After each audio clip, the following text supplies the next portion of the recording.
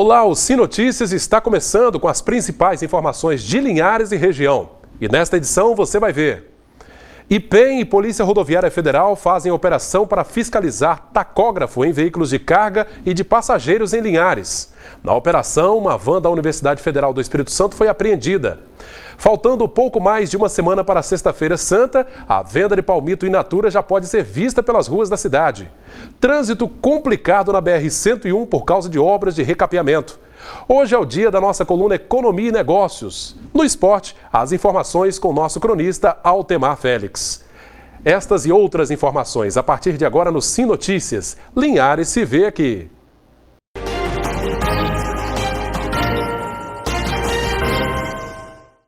O Instituto de Pesos e Medidas do Espírito Santo, IPEM, fez uma operação na BR-101 em Linhares com o objetivo de fiscalizar o uso de tacógrafo em veículos de carga e de passageiros. Várias autuações foram feitas. Até um veículo da Universidade Federal do Espírito Santo, a UFES, foi apreendido.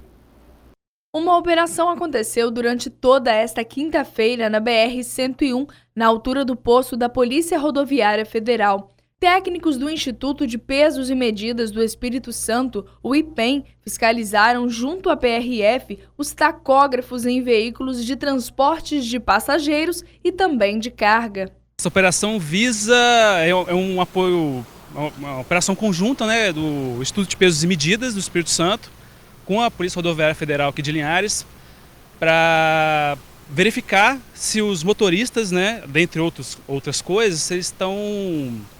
Todo veículo que tem a obrigatoriedade de ter o cronotacógrafo, a gente verifica se ele está com o crono em dia, verificado em dia. E todos os veículos que são obrigatórios, por exemplo, como transporte de passageiros, veículos de carga, veículos de cargas perigosas, eles são obrigatórios ter o equipamento, e esse equipamento ele tem que estar verificado, ele tem que passar por um posto de ensaio do Inmetro, e tem que estar verificado. Caso contrário, ele pode, se não tiver verificado, ele pode tomar uma multa, um auto de infração. Ele sofre um auto de infração e toma capacidade de tomar uma multa. O aparelho que aparece nas imagens na mão da técnica é o que acusa, através da placa do veículo, se está irregular ou não. Júlio alerta quanto aos riscos de trafegar com o tacógrafo de maneira irregular. A importância do instrumento verificado em dia é justamente o quê? Você dá mais segurança no geral, porque como esse instrumento ele conta toda essa história, conta a história que o motorista, o tempo que o motorista andou, o tempo que ele parou, em que momento ele parou, conta tudo. Isso é importante para a segurança geral do sistema, né? Sistema rodoviário. O instrumento ele dá possibilidade para a polícia, os órgãos competentes, de fiscalizar e ver a conduta do motorista. Este motorista, que passava pela rodovia, foi parado, mas mesmo assim falou sobre a necessidade da operação. Bom, né? Bom saber se a gente está andando certo, como é que é, né? Só aprovou então? Provei, claro. Muito bom. A operação começou por volta das 9 horas da manhã. Agora, às 2 horas da tarde, a equipe do IPEM já autuou cerca de 15 veículos com o equipamento funcionando de maneira irregular. A operação está prevista para terminar às 4 horas da tarde. Durante o período da manhã, um veículo da Universidade Federal do Espírito Santo foi apreendido por estar com licenciamento vencido. A operação está prevista para acontecer em todo o estado do Espírito Santo. As multas em casos de irregularidade no tacógrafo podem variar de R$ 768 a R$ 5.000. Em relação ao veículo da UFES apreendido, a assessoria de comunicação da universidade disse que houve um atraso no pagamento do licenciamento do veículo, que é usado pelo Centro Universitário Norte do Espírito Santo, CEUNES. A assessoria garantiu que o documento em atraso foi pago e o veículo já foi liberado. A reitoria da universidade está apurando as responsabilidades. Foi sepultada na manhã desta quinta-feira a sogra do prefeito de Linhares, Nozinho Correia. Dona Júlia Ferraz tinha 96 anos e faleceu após passar vários dias internada no Hospital Rio Doce, em Linhares. Segundo a assessoria do prefeito, os médicos suspeitavam de uma pneumonia. A idosa foi sepultada no cemitério de Bebedouro na manhã desta quinta-feira.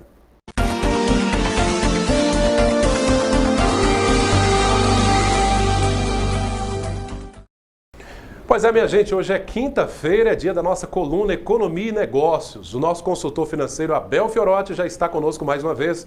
Abel, seja bem-vindo mais uma vez, hein? Muito obrigado, Cláudio. A coluna de hoje nós vamos falar sobre um tema muito importante do ponto de vista econômico, que são as perspectivas. Em economia, a gente entende o seguinte: quando todo mundo acha que as coisas estão bem, elas ficam realmente bem. Quando todas as pessoas acham que as coisas estão ruins, elas ficam realmente ruins. Então a perspectiva, ou seja, a confiança do consumidor e dos investidores, ela é muito importante do ponto de vista econômico. As perspectivas que vão condizer como a economia vai se comportar no futuro. Economia é confiança. Então a confiança do consumidor, quando está em alta, favorece os negócios, favorece o ambiente econômico ao qual nós estamos inseridos. Então em épocas de crise, em épocas como esse ano que começou de uma forma muito atribulada para todos nós, é importante que nós não desanimemos, que nós tenhamos muita força de vontade e pensamento positivo. Com trabalho, a gente consegue vencer qualquer obstáculo nessa vida. Lembrando também que as maiores fortunas do mundo foram criadas a partir de épocas de crise. Ou seja, não existe melhor momento na vida para você realizar investimentos e fazer bons negócios do que em épocas de crise, porque em épocas de crise as empresas entram em um novo equilíbrio de preço. Promoções são realizadas, ofertas, promoções e uma série de incentivos para você, consumidor, estão postos no mercado. Então é hora de você se organizar, planejar e fazer bons negócios. Por isso, fica as dicas e que todos consigam aí atingir seus objetivos e que consiga, apesar de todos os obstáculos e problemas, ter força de vontade, superação para poder vencer nesse mercado tão competitivo. Tá joia, Abel, obrigado pela sua participação. Antes de encerrar, na verdade, a sua participação de hoje, eu queria a sua opinião, porque hoje é o Dia Nacional do Cacau. E Linhares, claro, é a referência aqui no Espírito Santo como um dos grandes produtores de cacau. A importância desse fruto, né, do cultivo do cacau para a nossa economia, Abel? Pois é, cacau, né, Linhares, que já foi conhecida anteriormente como a terra do cacau, cuja importância dessa cultura para a economia do município era extremamente relevante, ainda é. É lógico que Linhares hoje tem uma economia mais diversificada, mas o peso do cacau na economia ainda tem um peso aí bastante significativo. Cacau, que é a matéria-prima da produção, né, a principal matéria-prima para a produção do chocolate, então a importância do cacau do ponto de vista econômico, na geração de emprego e renda da nossa cidade, ela é muito importante. Então fica aí as homenagens para todas as pessoas que estão envolvidas na cadeia produtiva do cacau e também do chocolate, por que não? E fica nossas homenagens nesse dia tão importante de uma cultura extremamente relevante para a economia do nosso município.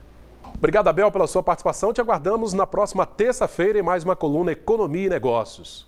Vamos agora saber como fica o tempo em toda a região nesta sexta-feira.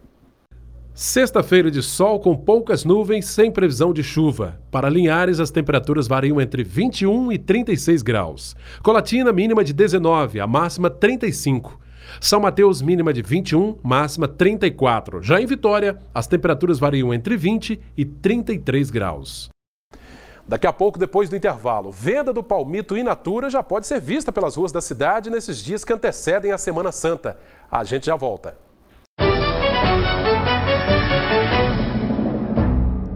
Estamos a pouco mais de uma semana para a Páscoa, mas a movimentação de vendedores de palmito, ingrediente da torta capixaba, já é grande aqui na cidade. O produto in natura pode ser encontrado com preços entre R$ 25 a R$ 30. Já é tradição no período da Semana Santa, no Espírito Santo, a famosa torta capixaba. Saborosa e atraente, um dos principais ingredientes é o palmito. Em Linhares já é possível perceber a venda desse produto em vários pontos da cidade. Seu Pedro é motorista, mas nos dias de folga vende o tão procurado palmito para ganhar um dinheirinho extra. As vendas, segundo ele, ainda estão fracas, mas a expectativa é boa. A venda está devagar, que hoje é 26 hoje, né? Então ainda a gente espera que para frente melhora, né? A venda. Vai chegar mais um caminhão para a gente aí, tá vindo aí logo aí. Aí a gente vai ver se consegue vender. E fazer um preço melhor para os capixabas comer, fazer comer a torta, né? Para quem tem dúvidas quanto à escolha do melhor palmito, aí vão algumas dicas. O melhor palmito é esse mais gordinho, sabe? Esses mais gordinhos aí são os mais melhores palmitos. Aqueles mais magros lá que é o mais...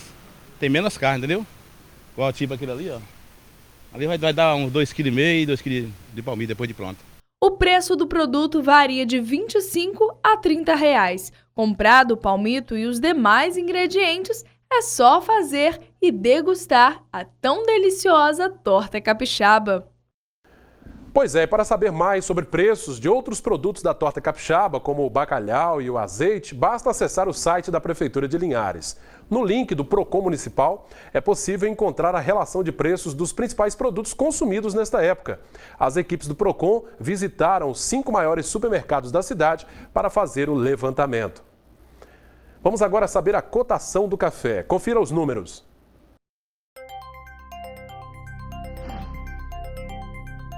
O Arábica tipo 6 fechou o dia cotado a R$ 431 a saca. Arábica 7, R$ 307.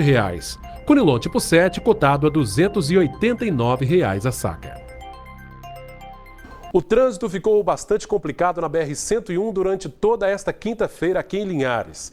Equipes da Eco 101 trabalham fazendo a fresagem e o recapeamento da pista e o fluxo de veículos funcionou no sistema pare-siga durante todo o dia. A fila de ônibus, caminhões e veículos de passeio chegou a pelo menos 2 quilômetros em alguns momentos. Os trabalhos continuam nesta sexta-feira, sempre das 8 horas da manhã até as 5 da tarde. O motorista que passa pela rodovia precisa ter cautela e muita paciência. A Seleção Brasileira Olímpica de Futebol intensifica os treinos para a partida contra o Paraguai nesta sexta-feira. O estádio Kleber Andrade, na Grande Vitória, é o palco do jogo. Toque de bola, campo reduzido e muita velocidade. O técnico da Seleção Olímpica, Alexandre Galo, exigiu muito dos jogadores no primeiro treino para o jogo contra o Paraguai. Afinal, o tempo joga contra. Até o dia do jogo serão apenas 3 treinos. A falta de entrosamento preocupa os jogadores da seleção, que apesar de jovens, apostam na experiência. Faz um pouco a diferença, acho que o entrosamento também não fica 100%, mas no decorrer dos treinamentos a gente vai se preparando, se entrosando, se conhecendo e na hora que rolar a bola todo mundo acho que se entende e vai dar tudo certo. Dos 23 convocados, a maioria deles já é titular de suas equipes no Brasil e outros 11 jogam na Europa. Alguns em grandes clubes como Rafinha, meia do Barcelona, e Lucas Silva, do Real Madrid. O volante falou sobre a experiência de jogar no melhor time do mundo. Muito boa, até confesso fiquei surpreendido com a recepção de todos os jogadores, e principalmente do Cristiano Ronaldo, que me deu muita moral. É um cara muito carismático e que muito trabalhador também, e que me deu muita confiança durante os jogos. E que eu fiquei feliz e está sendo uma experiência muito boa e que ele é um espelho mesmo de jogador. Todos os ingressos já foram vendidos para o jogo de sexta-feira, mas não é só o torcedor que está ansioso para a bola rolar. Como o Galo ressaltou na nossa apresentação, a importância desses 2 amistosos em preparação para as Olimpíadas e que não vai ser jogo fácil diante do Paraguai, que é o nosso primeiro adversário, mas que no treino de ontem, principalmente, deu para perceber que a seleção está muito bem representada pelos jogadores que foram convocados e que a expectativa é muito boa de fazer um grande jogo. E agora vamos aos nossos destaques esportivos com o nosso cronista Altemar Félix. É com você, Altemar. É isso aí, Cláudio Henrique, e nós continuamos aqui com os tópicos de todas as modalidades do esporte amador. Mas o Linhares, no Campeonato Capixaba de Futebol Profissional, é claro, tem que ser prioridade. E atenção, depois da rodada de ontem à noite, a Desportiva vai ser adversária do Linhares na primeira rodada do hexagonal decisivo do Capixabão. Venceu de virada o Estrela por 2-1. E atenção, o jogo é neste sábado, 3 da tarde, no estádio Joaquim Calmon, Campo do América. E, para variar, o técnico Aridelson Bianchi, Cláudio, do Linhares, tem desfalques seríssimos. O cabeça de área alemão não vai jogar porque vai ter que cumprir suspensão automática pelo 3º cartão amarelo. Paulinho Pimentel, com dores no tornozelo, deve ser poupado. O menos pior é que volta o meio-campista Gugu. E tem dose dupla para Linhares e Desportiva, porque na primeira partida da história do Linhares Panthers em casa, pelo Campeonato Estadual de Futebol Americano, o adversário vai ser Desportiva Piratas. O jogo é neste sábado, às 14 horas, no campo do SESI, com entrada franca. Agora, quem quiser ajudar, pode levar 1 quilo de alimento não perecível. É muito importante prestigiar. Olha, depois do coletivo que está terminando agora no Centro de Treinamento do bairro Três Barras, o técnico Aridelson Bianchi deve esboçar o time provável que vai enfrentar a Desportiva no próximo sábado no Campo do América. E aí, nós vamos bater de primeira para você. Com você, Cláudio. Obrigado, Altemar, pelas informações. Daqui a pouco, depois do intervalo, uma entrevista sobre o Dia Nacional do Cacau. Um instante só, nós já voltamos.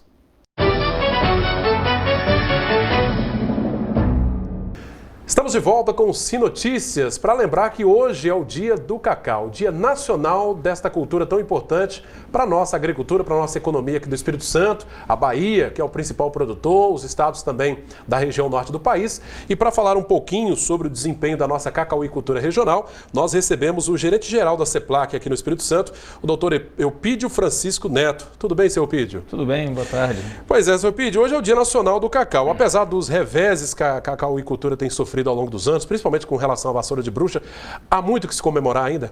Olha, com certeza, nós estamos exatamente no momento para comemorar principalmente a questão da estabilidade dos preços do cacau e a grande ascensão pela procura do produto, né, no mundo inteiro. Bom, a vassoura de bruxa já há muito tempo, né, é uma grande vilã, que Linhares já chegou já no início da década passada, né, por volta de 2001. As pesquisas feitas, inclusive pela CEPLAC, têm ajudado a vencer esse mal, mas ainda estamos longe de resolver o problema de vez, né?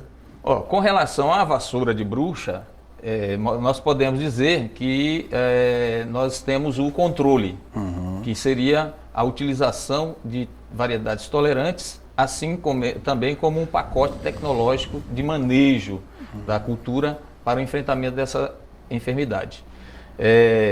O que temos que fazer é exatamente utilizar essas variedades tolerantes que foram selecionadas pela CEPLAC, né, através da equipe de pesquisa de genética lá do Centro de Pesquisa do Cacau na Bahia e a equipe da nossa estação experimental aqui, que validou esses clones e escolheu, assim, por assim dizer, os melhores, mais bem adaptados aqui para o Espírito Santo.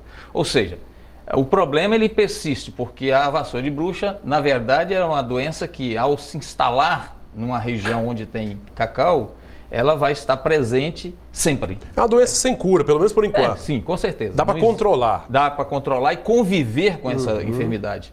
E o que é conviver? É continuar com a cultura, tendo produção e que as perdas não sejam significativas ao ponto de inviabilizar o cultivo. Perfeito. Bom, Linhares, né, historicamente já produziu muito cacau, hoje a produção caiu bastante. Como é que está a realidade atual? Tem crescido essa produção linharense? Olha, Linhares responde por 95% do cacau do estado ainda. Digo ainda por quê? Porque o cacau está ganhando outras terras, né? Está expandindo para outros municípios. Outros municípios do estado. Exatamente. E o que nós temos hoje é uma recuperação da produção a partir da substituição das lavouras infectadas pela vassoura de bruxa e, paulatinamente, ano a ano, a gente está recuperando, né, o patamar da produção, não tão rapidamente, porque o cultivo é um cultivo perene. É bem lento também. A planta ela começa a produzir a partir do 3º ano, porém vai estabilizar a produção a partir do 7º ano. E à medida que os produtores forem recompondo essas suas lavouras, nós vamos também recompondo a produção e assim nós temos assim uma expectativa. É uma cadeia, né? Exatamente, é uma expectativa de nos próximos 5, 6 anos a gente pelo menos atingir o que produzíamos antes. Doutor Eupídio, a questão das espécies um pouco mais tolerantes, a gente sabe que quem tem um poder aquisitivo melhor conseguiu renovar a lavoura rapidamente, mas os pequenos produtores têm uma certa dificuldade. Como é que está esse trabalho com o pessoal da agricultura familiar, né, com a produção menor? Bom, nós estivemos aí em 2012, né, por sinal, coincidentemente, no ano que eu cheguei aqui, o lançamento do programa de revitalização das áreas produtoras de cacau do Estado do Espírito Santo, capitaneado pela Secretaria de Agricultura do Estado, que é o programa Cacau Sustentável. Esse programa ele prevê diversas medidas para enfrentar a crise da cacauicultura, e dentre as medidas tem a parte do fomento de mudas, que já distribuiu 350 mil mudas de 2012 até o ano passado, e que contemplou exatamente o pequeno produtor, aquele produtor que não tenha condições financeiras e também sem estar habilitado para acesso a crédito, recebeu até 2.000 mudas para formar o seu jardim clonal e a partir daí ir substituindo a sua lavoura. Maravilha, né? Bom, as expectativas então são boas para os próximos anos, à medida que a renovação vai acontecendo, a produção certamente vai aumentando e a gente consiga recuperar, né? Principalmente considerando que esses clones que são recomendados hoje, eles são, além de precoces, eles são também mais produtivos que as variedades tradicionais. Chegando a atingir, e alguns clones atingir a produção até 5 vezes mais a média que da variedade tradicional que era cultivada anteriormente. Então, quer dizer, as perspectivas são boas, tanto de aumento da produção, como também de fazer com que essa cultura permaneça, principalmente na questão da cabruca, que são os plantios embaixo das florestas da Mata Atlântica, e garantindo assim a preservação dos mais de 18 mil hectares de Mata Atlântica só no município de Linhares. Que maravilha. Doutor Eupídio, a senadora Lídice da Mata, da Bahia, se pronunciou hoje no Senado falando, claro, fazendo homenagem pelo Dia Nacional do Cacau e propondo, né, um aumento do cacau, da manteiga do cacau no chocolate que a gente consome hoje aqui no Brasil, um aumento para algo em torno de 35%, né, o que aumentaria a demanda para os produtores do Brasil inteiro. O que o senhor acha desse assunto? Olha, isso é um avanço, é uma retomada, né, de uma reivindicação antiga e de que vai valorizar tanto o produto que está sendo consumido pelo consumidor, ofertado ao consumidor, que vai ter um maior teor de cacau, ou seja, de torta de cacau, daquilo que verdadeiramente dá o nome ao bombom, ao chocolate. E, claro, com isso, mais um ponto favorável para a cultura, que aumentando. Hoje, em média, você tem de 6% a 8% de cacau no que a gente consome, que chama chocolate. Esse chocolate comercial que você compra na gôndola do supermercado. Muito pouco. Os níveis aceitáveis, né, mundiais, né, estão aí acima dos 35% e nós estamos entrando nesse nível também da exigência, né, dos 35%. Isso vai fazer com que aumente a demanda de cacau internamente. E o nosso cacau passe a ser mais competitivo também. Exato, e o Brasil, exatamente, o produto acabado do brasileiro passa a ser um produto mais gourmet, um chocolate fino, alcançando a classificação dos bons chocolates do mundo. Perfeito. Só para a gente finalizar, o senhor mencionava que daqui a alguns dias acontece na Bahia exatamente um encontro, né, com os produtores para tratar exatamente desse assunto, né? Exatamente. No dia 17, próximo, 17 de abril, haverá uma audiência pública do Senado, convocada e a pedido da senadora Lídice da Mata, autora do PL, do projeto de lei, para aumentar o índice de cacau nos chocolates. E essa audiência pública será em Ilhéus e seria muito interessante que os produtores de cacau e as organizações aqui dos produtores do Espírito Santo se fizesse presente para reforçar assim essa reivindicação e termos assim esse assunto na pauta e na votação do Senado. Fazer mais coro breve. mesmo, Fazer né? coro, exatamente. Tem que ter gente lá para poder incendiar essa discussão. Com certeza, né? com certeza. Doutor Eupídio, eu quero agradecer muito a presença do senhor aqui, né? O gerente-geral da CEPLAC aqui no Espírito Santo. A Estação Experimental Filogônio Peixoto aqui de Linhares se desempenha esse trabalho importantíssimo para a nossa cacauicultura. Se não tivéssemos a CEPLAC aqui, certamente a gente seria muito difícil, né, continuar com esse cultivo do cacau, e a gente espera que realmente os produtores consigam renovar suas lavouras e a gente consiga alavancar a produção. Obrigado pela presença, viu? Ok, eu que agradeço em nome da nossa equipe lá da CEPLAC, dos nossos pesquisadores, nossos extensionistas, nossos servidores, poucos servidores, porém abnegados, né? E que estamos aí numa dificuldade muito grande com a redução do quadro e os serviços avolumados, com a expansão da lavoura, que já passamos de 16 municípios para mais de 40 municípios hoje que estão plantando cacau. Tem que se virar como pode, né? Exatamente. E dizer também, aproveitar a oportunidade para deixar uma mensagem aos produtores de cacau que procurem os agentes financeiros, Banco do Nordeste, Banco do Brasil, Baneste, Sicobi, são todos parceiros no programa Cacau Sustentável, estão disponibilizando linhas de crédito favorabilíssimas para a revitalização da lavoura. Cada um procure aquele agente financeiro que ele tem afinidade e busca as informações. Buscar essas informações. Tá jóia. Doutor Eupídio, mais uma vez obrigado, viu? Obrigado. Nós conversamos com o doutor Eupídio Francisco Neto, gerente da CEPLAC em Linhares. Esta edição do Sinotícias está terminando, mas você, é claro, pode ajudar a fazer o nosso telejornal. O e-mail para você mandar a sua sugestão de reportagem aparece aí abaixo do seu televisor, pautalinhares@redesim.com. Acesse a essa entrevista e as nossas reportagens no Facebook e também no YouTube. Ou ligue para o telefone que aparece aí no vídeo, 3373-2000. Obrigado pela sua audiência, até a nossa próxima edição. Sinotícias, Linhares se vê aqui.